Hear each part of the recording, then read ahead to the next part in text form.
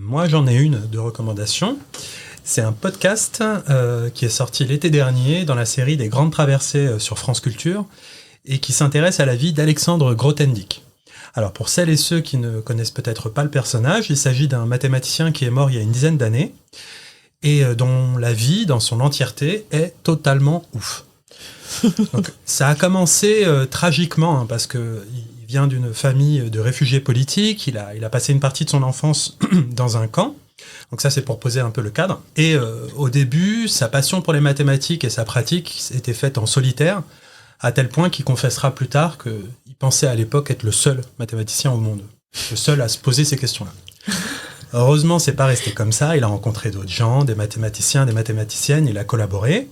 Tant et si bien que, en fait, pendant à peu près 20 ans, il a dominé le game des mathématiques, quoi. C'était vraiment l'un des mathématiciens les plus remarquables du siècle dernier, et il a révolutionné des domaines, voire anéanti certains. Par sa vision mathématique, mais aussi par l'énergie qu'il a insufflée, parce que c'était quelqu'un qui était capable de travailler jusqu'à 10 heures dans une même journée, donc c'est même d'un point de vue physique, en fait. C'est quelqu'un qui a fasciné des générations et des générations de mathématiciens et mathématiciennes. Et ce qui en fait peut-être quelqu'un d'encore plus singulier, qui est également bien sûr abordé dans les épisodes dont je vous parle, c'est le fait qu'il a eu une crise personnelle vers 40 ans. Et alors, donc là, il était vraiment à son prime. Grothendieck, là, à 40 ans, c'était le mathématicien dont on parlait peut-être le plus à travers la planète. Et en fait, à l'issue de cette crise, il a commencé à remettre en question une partie des institutions auxquelles il était rattaché, et il s'est inséré dans un mouvement d'écologie radicale et de remise en question de la poursuite de la recherche de manière générale comme une fin en soi. Donc, c'est quelque chose qui résonne un peu avec des problématiques actuelles et des mouvements militants actuels, mais là je vous parle des années 70, donc c'était totalement précurseur. C'est un précurseur incroyable. Hein. À tout point de vue. Et la fin de sa vie, peu à peu, il a commencé à s'écarter et à se retirer de la communauté mathématique, voire se retirer de la communauté tout court, puisqu'il a passé les 20 dernières années de sa vie reclus, sans vraiment vouloir échanger avec personne, mais en continuant à écrire des mathématiques et d'autres choses.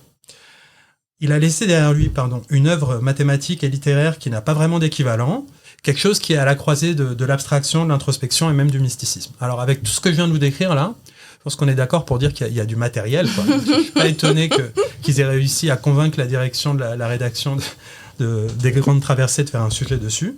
Et c'est super qu'ils en aient fait un, parce que pour avoir déjà lu pas mal de choses sur le personnage, je trouve qu'ils ont vraiment fait un documentaire fouillé et complet, avec des archives d'époque, des interviews de personnes de son entourage, mais également de personnalités de sa famille.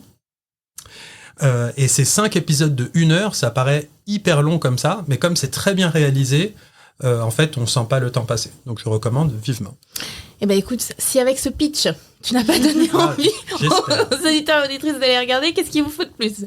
En tout cas, moi, vraiment, ça me tente. Donc, je mettrai les liens dans la description de l'épisode, comme toujours, et je cliquerai dessus pour aller voir.